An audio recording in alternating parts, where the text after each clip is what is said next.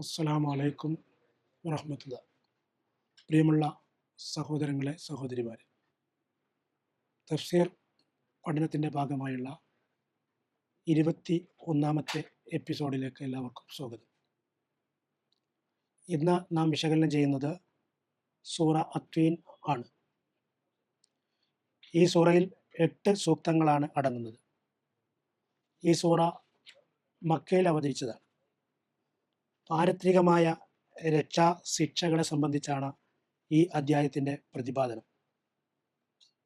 ആദ്യമായി ചില പ്രവാചകന്മാരുടെ പ്രബോധന സ്ഥലങ്ങളെ പിടിച്ചാണയിട്ടുകൊണ്ട് മനുഷ്യ സൃഷ്ടിപ്പിൻ്റെ വിശിഷ്ടമായ ഘടനയിലേക്ക് വിരൽ ചൂണ്ടുന്നു. ഈ വിശിഷ്ട ഘടനയുടെ താല്പര്യത്തെ മനസ്സിലാക്കി ഉത്കൃഷ്ടരാകുന്നവരെ പറ്റിയും അതിൻ്റെ താല്പര്യത്തെ വിഗണിച്ച് അധമരായിത്തീരുന്നവരെ പറ്റിയും പ്രസ്താവിക്കുന്നു. ഈ പുരോഗമനത്തിൻ്റെയും അധോഗമനത്തിൻ്റെയും വിരുദ്ധ സ്വഭാവത്തെ ചൂണ്ടിക്കൊണ്ട് പിന്നെ എങ്ങനെ കർമ്മഫലത്തെ നിഷേധിക്കാൻ കഴിയുമെന്ന് ചോദിക്കുന്നു. രണ്ട് വിഭാഗത്തിൻ്റെയും പരിണാമം ഒരുപോലെയായി തീരുകയില്ല. ഏറ്റവും മികച്ച വിധികർത്താവായ അള്ളാഹുവിൻ്റെ വിചാരണ കോടതിയിൽ അപ്രകാരമൊരു അനീതി ഭവിക്കില്ലെന്ന് സൂചിപ്പിച്ചുകൊണ്ട് ഈ സൂറ സമാപിക്കുന്നു.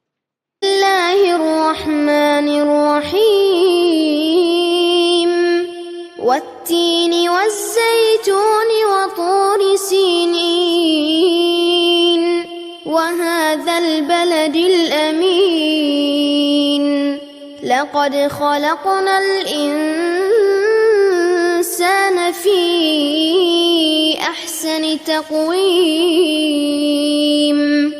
ثم رددناه أسفل سافلين إلا الذين آمنوا وعملوا الصالحات فلهم أجر غير ممنون فما يكذبك بعد بالدين أليس الله بأحكم الحاكمين. ഈ സൂറയിലെ ആദ്യത്തെ വാക്യത്തിൽ വത്തീനി വസ്സൈത്തൂൻ എന്ന 2 വാക്കുകളാണ് ഉള്ളത്. അത്തീൻ എന്നുള്ളത് അത്തി തന്നെയാണ് എന്നാണ് അതിൻ്റെ അർത്ഥം. വസ്സൈത്തൂൻ, സൈത്തൂൻ എന്നത് ഒലിവ് തന്നെയാണ് എന്നർത്ഥം. വത്തൂരി സീനീൻ, സീനാ പർവ്വതം തന്നെ. വഹാദൽ ബലദിൽ അമീൻ, ഹാദൽ ബലദ് ഈ രാജ്യം തന്നെയാണ്. അൽ അമീൻ സുരക്ഷിതമായ, നിർഭയമായ. ലഖദ് ഖലഖ്നൽ ഇൻസാന ഫി അഹ്സനി തഖ്വീം, ലഖദ് തീർച്ചയായും, ഖലഖ്ന നാം സൃഷ്ടിച്ചിരിക്കുന്നു, അൽ ഇൻസാന മനുഷ്യനെ, ഫി അഹ്സനി വിശിഷ്ടമായ, തഖ്വീം ഘടനയിൽ. സുമ്മ റദ്ദദ്നാഹു അസ്ഫല സാഫിലിൻ, സുമ്മ റദ്ദദ്നാഹു പിന്നീട് നാം അവനെ ആക്കി, അസ്ഫല ഏറ്റവും അധമൻ, സാഫിലിൻ അധമന്മാരിൽ. ഇല്ലല്ലദീന യാതൊരുവരൊഴികെ, ആമനു സത്യവിശ്വാസികളായി, വഅമിലു സ്വാലിഹാത്തി സൽക്കർമ്മങ്ങൾ പ്രവർത്തിക്കുന്നവരുമായി, ഫലഹും അവർക്ക് ഉണ്ട്, അജ്റുൻ പ്രതിഫലം, ഗൈറു മംനൂൻ തീരാത്ത മുറിയാത്ത. ഫമാ യുക്കദ്ദിബുക ബഅദു ബിദ്ദീൻ, ഫമാ യുക്കദ്ദിബുക, ഫമാ എന്നിരിക്കെ എന്താണ് അല്ലെങ്കിൽ ആരാണ്, യുക്കദ്ദിബുക നിന്നെ തള്ളിപ്പറയുന്നത്, ബാധ പിന്നീട്, ഇനിയും, ബിദ്ദീൻ വിധി ദിവസത്തെ. അലൈസല്ലാഹു ബിഹക്കമിൽ ഹാക്കിമീൻ, അലൈസല്ലാഹു അള്ളാഹു അല്ലയോ, ബിഹക്കം ഏറ്റവും മികച്ച വിധികർത്താവ്, അൽ ഹാക്കിമീൻ വിധികർത്താക്കളിൽ. ഇതാണ് ഈ സൂറയിലെ പദങ്ങളുടെ വിശകലനം. ഈ സൂറയുടെ ഓരോ വാക്യങ്ങളുടെയും സൂക്തങ്ങളുടെയും അർത്ഥം നമുക്ക് ഇങ്ങനെ മനസ്സിലാക്കാം. വത്തീനി വസ്സൈത്തൂൻ, അത്തിയും ഒലിവും സാക്ഷി. വത്തൂരി സീനീൻ, സീനായിലെ പർവ്വതം സാക്ഷി. വഹാദൽ ബലദിൽ അമീൻ, സുരക്ഷിതമായ ഈ നഗരം സാക്ഷി. ലഖദ് ഖലഖ്നൽ ഇൻസാന ഫി അഹ്സനി തഖ്വീം, തീർച്ചയായും വിശിഷ്ടമായ ഘടനയിൽ നാം മനുഷ്യനെ സൃഷ്ടിച്ചിരിക്കുന്നു. സുമ്മ റദ്ദദ്നാഹു അസ്ഫല സാഫിലിൻ, പിന്നീട് അവനെ നാം അധമരിൽ അധമനാക്കി. ഇല്ലല്ലദീന ആമനു വഅമിലു സ്വാലിഹാത്തി ഫലഹും അജ്റുൻ ഗൈറു മംനൂൻ, എന്നാൽ സത്യവിശ്വാസിയാവുകയും സൽക്കർമ്മം പ്രവർത്തിക്കുകയും ചെയ്തവർ അതിൽ നിന്ന് ഒഴിവാണ്. ഫമാ യുക്കദ്ദിബുക ബഅദു ബിദ്ദീൻ ഇല്ലല്ലദീന ആമനു വഅമിലു സ്വാലിഹാത്തി ഫലഹും അജ്റുൻ ഗൈറു മംനൂൻ. അവർക്ക് തീരാത്ത പ്രതിഫലമുണ്ട്. ഫലഹും അജ്റുൻ ഗൈറു മംനൂൻ. ഫമാ യുക്കദ്ദിബുക ബഅദു ബിദ്ദീൻ. ഇനിയും വിധി ദിവസത്തെ ചൊല്ലി നിന്നെ തള്ളിപ്പറയാൻ ആർക്ക് സാധിക്കും? അലൈസല്ലാഹു ബിഅഹ്കമിൽ ഹാക്കിമീൻ. വിധികർത്താക്കളിൽ ഏറ്റവും മികച്ച വിധികർത്താവ് അള്ളാഹു അല്ലയോ? ഇതാണ് ഈ സൂറയുടെ ഓരോ വാക്യങ്ങളുടെയും സൂക്തങ്ങളുടെയും അർത്ഥം. ഈ സൂറയിലെ 1 മുതൽ 3 വരെയുള്ള വാക്യങ്ങളിൽ അടങ്ങിയ വസ്തുതകളെ സംബന്ധിച്ച് ഐസറു തഫാസീറിൽ നൽകിയ വിശകലനം വളരെ ശ്രദ്ധേയമാണ്. ആധുനികമായിട്ടുള്ള ഒരു തഫ്സീറാണിത്, ഐസറു തഫാസീർ. അതിൽ നൽകിയിട്ടുള്ള വിശകലനം നമുക്കിവിടെ കൂട്ടിച്ചേർത്ത് വെക്കാവുന്നതാണ്. ഇഖ്തലഫ അൽ മുഫസ്സിറൂന ഹൗല അൽ മഖ്സൂദി ബിത്തീനി വസ്സൈത്തൂനി ഫി ഹാദിഹിൽ ആയ. ഈ സൂക്തങ്ങളിൽ പരാമർശിക്കപ്പെട്ട അത്തി, ഒലിവ് എന്നിവയുടെ താല്പര്യത്തെ സംബന്ധിച്ച് വ്യാഖ്യാതാക്കൾ ഭിന്നാഭിപ്രായം രേഖപ്പെടുത്തിയിട്ടുണ്ട്. ഫമിൻഹും മൻ ഖാല ഇന്നഹുമ അത്തീൻ വസ്സൈത്തൂൻ അസമറാനി മാറൂഫാനി. ഒരു വിഭാഗത്തിൻ്റെ വീക്ഷണം ഇവ രണ്ടും സുപരിചിതങ്ങളായ ഫലങ്ങളാണ്. ഫഖദ് ദക്കറല്ലാഹു തആല ഫി കിതാബിഹിൽ അസീസ് ബാല സിമാരി ഖൽ ഇനബി വൻ നഖ്ലി വൽ ഫാക്കിഹത്തി വത്വൽഹി വസ്സിദിരി. ഖുർആനിൽ അള്ളാഹു മുന്തിരി, ഈത്തപ്പന, പഴങ്ങൾ, വാഴ, ഇലന്ത എന്നിവ പോലുള്ള ചില ഫലവർഗ്ഗങ്ങളെ പരാമർശിച്ചിരിക്കുന്നു. വമിൻഹും മൻ ഖാല ഇന്ന തീന ഇഷാറത്തുൻ ഇല അഹ്ദി ആദം അലൈഹിസ്സലാം ഹീനമാ കാനൽ ഇൻസാനു യസ്തുറു നഫ്സഹു ബിവറഖിത്തീൻ വതഫിഖ യഖ്സിഫാനി അലൈഹിമാ മിൻ വറഖിൽ ജന്ന. മറ്റൊരു വിഭാഗത്തിൻ്റെ വീക്ഷണം അത്തിമരം ആദം നബി അലൈഹി സ്വലാത്തു വസ്സലാമയുടെ കാലത്തെ കുറിക്കുന്നതാകുന്നു. അത്തിമരത്തിൻ്റെ ഇല കൊണ്ട് മനുഷ്യൻ തൻ്റെ നഗ്നത മറച്ചിരുന്ന കാലം. അവർ രണ്ടുപേരും സ്വർഗാരാമത്തിൻ്റെ ഇലകൾ കൊണ്ട് തങ്ങളുടെ നഗ്നത മറച്ചുവെന്ന ഖുർആനിക പരാമർശം അതിനെ സൂചിപ്പിക്കുന്നു. അമ്മ സൈത്തൂൻ ഫഹുവ ഇഷാറത്തുൻ ഇല അഹ്ദി നൂഹ് അലൈഹിസ്സലാം ഫബഅദ അൻ ഇൻതഹ തൂഫാനു അർസല നൂഹുൻ ത്വയ്റൻ ഫആദ ഇലൈഹി യഹ്മിലു വറഖ സൈത്തൂൻ ഫഅലിമ അന്ന തൂഫാൻ ഖദ് ഇൻതഹ വഅന്നൽ അർള ആദത് തുംബിത്. ഒലിവ് നൂഹ് നബിയുടെ കാലത്തെ കുറിക്കുന്നു. വെള്ളപ്പൊക്കം അവസാനിച്ചപ്പോൾ നൂഹ് നബി അലൈഹിസ്സലാം തൻ്റെ കപ്പലിൽ നിന്ന് ഒരു പറവയെ പുറത്തേക്ക് അയച്ചു. ആ പറവ ഒലിവൃക്ഷത്തിൻ്റെ ഇലയുമായി തിരിച്ചു വന്നു. അപ്പോൾ അദ്ദേഹം വെള്ളപ്പൊക്കം ശമിച്ചുവെന്ന് മനസ്സിലാക്കി. വമിൻഹും മൻ ഖാല ഇന്ന തീന വസ്സൈത്തൂന ഇഷാറത്തുൻ ഇലൽ ഖുദ്സി വഹിയ മബ്അസു ഈസ അലൈഹിസ്സലാം. അത്തിയും ഒലിവും ഈസാ നബി നിയുക്തനായ ഖുദ്സിനെ കുറിക്കുന്നതാണെന്ന വീക്ഷണവുമുണ്ട്. ലിഅന്നഹു തആല ബഅദ ദാലിക അശാറ ഇലാ തൂരി സീന വ മക്ക.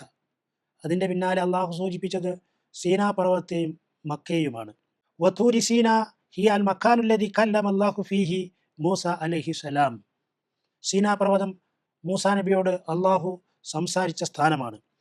വ അഹിദ ഇലൈഹി ബി അൻ യദ്ഹബ ഇലാ ഫിർഔൻ. അദ്ദേഹം ഫിറൗൻ്റെ അടുക്കലേക്ക് പോകണമെന്ന കൽപ്പന ഏറ്റുവാങ്ങിയതും അവിടെ വെച്ചാണ്. വ ഇന്ന മക്ക മബ്അസു മുഹമ്മദിൻ സല്ലല്ലാഹു അലൈഹി വസല്ലം. മക്ക മുഹമ്മദ് നബിയുടെ നിയോഗസ്ഥലവുമാണ്.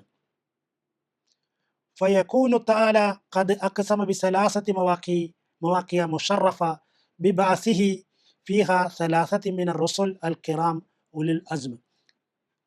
3 പ്രമുഖരായ പ്രവാചകന്മാരുടെ നിയോഗത്താൽ ആദരണീയമായി തീർന്ന 3 സ്ഥലങ്ങളെ കൊണ്ട് അള്ളാഹു ഇവിടെ സത്യം ചെയ്തിരിക്കുകയാണ്. വ അലാ ഹാദാ യകൂനു അത്തീനു വസ്സൈത്തൂൻ ഇഷാറത്തൻ ഇലാ അമാകിന വ ദിക്റയാതി ദാത്തി അലാഖത്തിൻ ബിദ്ദീൻ വൽ ഈമാൻ ഔ ദാത്തി അലാഖത്തി ബിനഷ്അത്തിൽ ഇൻസാൻ. മനുഷ്യൻ്റെ വളർച്ച, വിശ്വാസം, മതം അഥവാ നഷ്അത്തുൽ ഇൻസാൻ, ഈമാൻ, ദീൻ, മതം എന്നിവയുമായി ബന്ധപ്പെട്ട ഓർമ്മകളെയും സ്ഥലങ്ങളെയും സൂചിപ്പിക്കുന്നവയാണ് അത്തിയും ഒലിവും. ഇപ്രകാരം ഇത് ചരിത്രത്തിൻ്റെ 3 പ്രധാന ഘട്ടങ്ങളെ കുറിക്കുന്നതാണ് എന്ന കാര്യം ഐസറു തഫാസീറിൽ വ്യക്തമാക്കിയിരിക്കുകയാണ്. ഇതുപോലെ രണ്ടാമത് ഇതിൽ വരുന്ന മറ്റൊരു പദം തക്വീം എന്നതാണ്. തക്വീം എന്ന പദത്തെപ്പറ്റി ഖുർആൻ നിഘണ്ടുക്കളിൽ പ്രാമാണികമായ മുഫ്രദാത്തിൻ്റെ കർത്താവായ ഇമാം റാഗിബ് അൽ ഇസ്ഫഹാനി രേഖപ്പെടുത്തിയ കാര്യം വളരെ ശ്രദ്ധേയമാണ്. വദാലിക ഇഷാറത്തുൻ ഇലാ മാ ഖുസ്സ ബിഹിൽ ഇൻസാനു മിൻ ബൈനിൽ ഹയവാനി മിനൽ അഖ്ലി വൽ ഫഹ്മ്. ആശയഗ്രഹണശേഷിയിലും ബുദ്ധിപരതയിലും മറ്റു ജീവജാലങ്ങളിൽ നിന്ന് വ്യത്യസ്തമായ മനുഷ്യൻ്റെ സവിശേഷതയെ സൂചിപ്പിക്കുന്നതാണ് അത്. വൽ ഇൻതിസാബുൽ ഖാമ അദ്ദാല്ല അലാ ഇസ്തിലാഇഹി അലാ കുല്ലി മാ ഫി ഹാദൽ ആലം. ഈ ലോകത്തുള്ള എല്ലാറ്റിൻ്റെയും മേലെ നിയന്ത്രണാധികാരമുള്ള വിധം മനുഷ്യൻ്റെ ശരീരഘടന രൂപപ്പെടുത്തിയതിനെയും സൂചിപ്പിക്കുന്നു.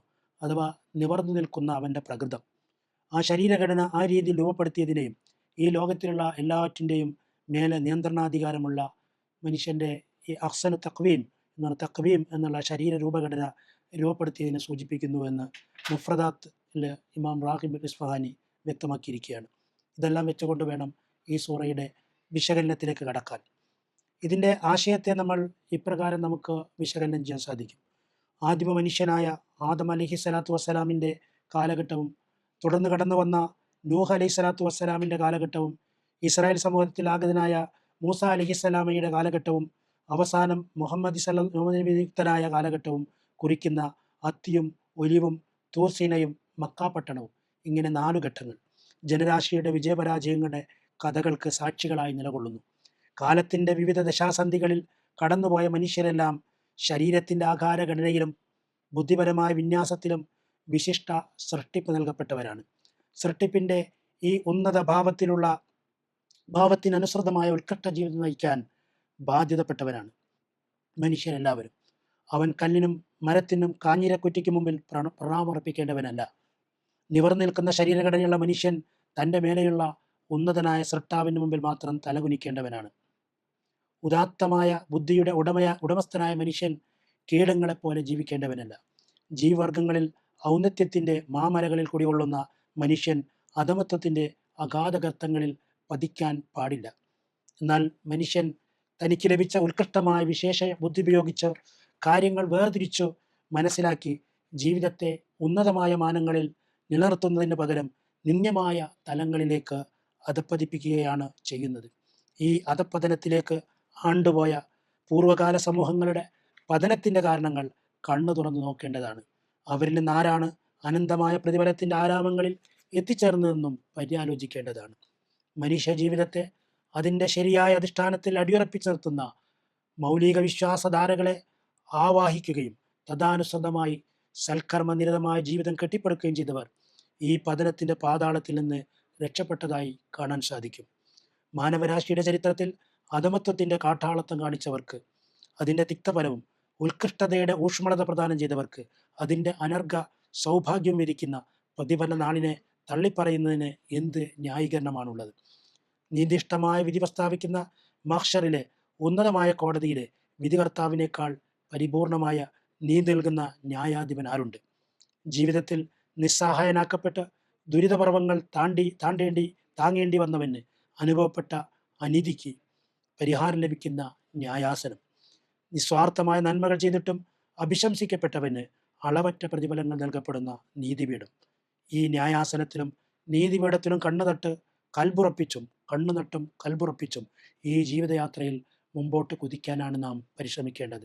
അപ്പോൾ ഉത്കൃഷ്ടനായ മനുഷ്യൻ ചരിത്രത്തിൻ്റെ പാഠങ്ങൾ ഉൾക്കൊണ്ടുകൊണ്ട് തൻ്റെ ഉത്കൃഷ്ടതക്കനുയോജ്യമായ രീതിയിൽ പടച്ചതമ്പുരാൻ്റെ പ്രതിഫല നാളിനെ ഓർത്തുകൊണ്ട് അവിടങ്ങളിൽ പരിപൂർണമായ നീതി നടപ്പാക്കപ്പെടും എന്ന കാര്യത്തിൽ ഉറച്ച വിശ്വാസത്തിൽ ഉറച്ചു നിന്നുകൊണ്ട് മുന്നോട്ട് പോകാനുള്ള ആഹ്വാനമാണ് ഈ സൂറ നമ്മുടെ മുമ്പാകെ വെക്കുന്നത്.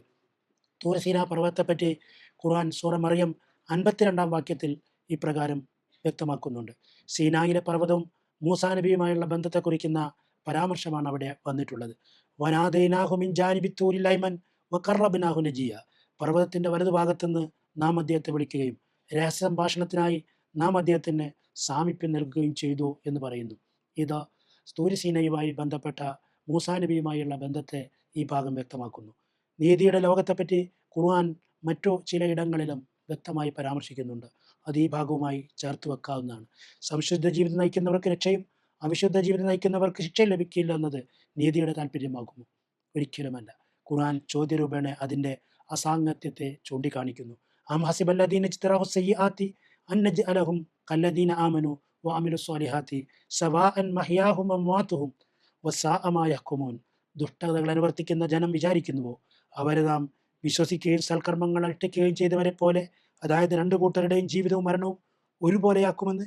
ഇക്കൂട്ടർ വിധിക്കുന്നത്ര മോശം. സൂറ അൽ ജാസിയ 21 വാക്യത്തിൽ ഇപ്രകാരം അല്ലാഹു ചോദിച്ചിരിക്കുന്നു. അതിനാൽ തന്നെ നീതി പൂർണ്ണമായി നടപ്പാക്കപ്പെടുന്ന, എല്ലാ അനീതികൾക്കും പരിഹാരം നൽകപ്പെടുന്ന അള്ളാഹുവിൻ്റെ ന്യായാസനത്തിന് മുമ്പിലേക്ക് എല്ലാവരും വന്നു നിൽക്കേണ്ടി വരും. ഏറ്റവും നന്നായി വിധി കൽപ്പിക്കുന്നവൻ അള്ളാഹുവാണ് എന്ന കാര്യം ഈ സൂറ വ്യക്തമാക്കുന്നു. അതിനാൽ തന്നെ ഉത്കൃഷ്ടനായ മനുഷ്യൻ അവൻ്റെ ജീവിതത്തിൽ ഈ ചരിത്രപാഠങ്ങൾ ഉൾക്കൊണ്ടുകൊണ്ട് ഏറ്റവും നല്ല ഒരു ജീവിതം നയിക്കാൻ വേണ്ടി, അവൻ്റെ ഉത്കൃഷ്ടത കൊത്തുകൊണ്ടുള്ള ജീവിതം നയിക്കാൻ വേണ്ടി സന്നദ്ധനാകണമെന്നാണ് ഈ സൂറ ആവശ്യപ്പെടുന്നത്. അതോടൊപ്പം തന്നെ മനുഷ്യൻ അവൻ്റെ എല്ലാ കർമ്മകാണ്ഡങ്ങൾക്കും കൃത്യമായ ഉത്തരം പറയേണ്ട നീതിപീഠത്തിന് മുമ്പിൽ വന്നിൽക്കേണ്ടി വരുമെന്നും, നീതിമാനായ പടച്ചവൻ്റെ കോടതിക്ക് മുമ്പിൽ ഉത്തരം പറയേണ്ടി വരുമെന്നുള്ള ആശയങ്ങൾ കൂടി ഈ സൂറ നമ്മുടെ ഭാഗവെക്കുന്നു.